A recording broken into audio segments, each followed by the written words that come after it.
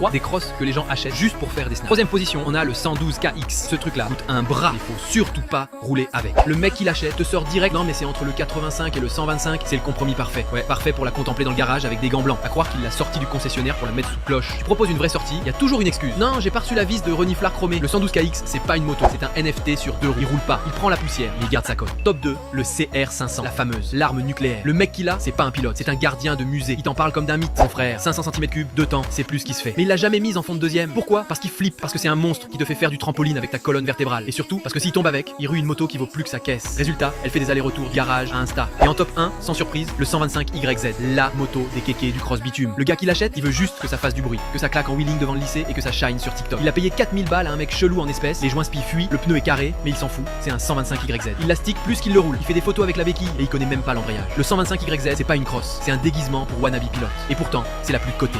Allez comprendre.